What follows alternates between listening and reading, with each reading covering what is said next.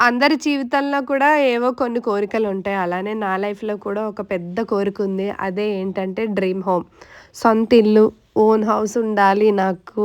ఎప్పుడైనా సరే మనము రెంట్ హౌస్‌లో ఎన్ని రోజులున్నా సరే మనమైతే హ్యాపీగా ఉండలేము. మనకంటూ మనది చెప్పుకోవడానికి సొంత ఇల్లు ఉండాలి. అందుకనే మేము 2021 నుంచి సెర్చింగ్ చేస్తూ ఉన్నాము. ఆల్రెడీ అంతకుముందు కూడా మాకుండేది గానీ అపార్ట్‌మెంట్, ఇండివిడ్యువల్ హౌస్ కావాలని జెప్పి మేము సెర్చ్ చేసి 2024లో ఈ హౌస్ పర్చేసాం. ఇదే మా డ్రీమ్ హోమ్ అనమాట. నాకు చాలా ఇష్టం ఈ హౌసు. కానీ ఇంట్లోకెళ్ళాలి అంటే ఏదో ఒక అడ్డంకైతే వస్తుంది. ఇప్పటికి 3 టైమ్స్ షిఫ్ట్ అవుదాం అనుకున్నాం.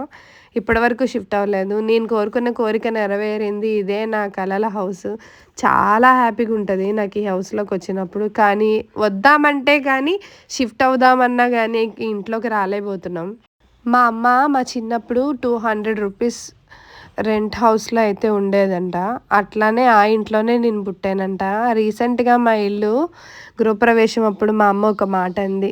"రూ. 200 ఇంట్లో అద్దెకుండేవాళ్ళం అమ్మ. నువ్వు 2,00,00,000 పెట్టి ఇల్లు కొన్నావా గ్రేటే" అని జెప్పంది.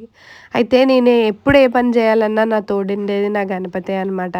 నాకే ఆలోచనైనా సరే మొదట నాకు కల్పించేది నా గణపతే అని చెప్పి నమ్ముతా. అయితే మేము పర్చేజ్ చేసిన ఇల్లు ఇదే అనమాట. మన వరంగల్‌లో చాలా అందంగా ఎన్నో ఇల్లులు చూసాం. కానీ ఈ ఇల్లుని చూసాక ఏంటో తెలీదు పాజిటివ్‌నెస్.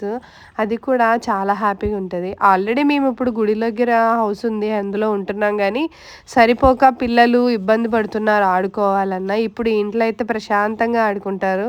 ముఖ్యంగా సాన్వి, సుబ్బుకి ఈ హౌస్ అంటే చాలా ఇష్టం. తొందరగా షిఫ్ట్ అయిపోయి వాళ్ళకి గూడా మంచిగా వాళ్ళ బెడ్‌రూమ్‌ని ఎప్పుడైనా సరే ఏ ఇంట్లోనైనా ఫ్రీడమ్‌గా ఉండాలి, ఫ్రీగా ఉండాలి. అప్పుడైతేనే వాళ్ళు ఆడుకోగలుగుతారు. Thank you for watching. Please subscribe my channel.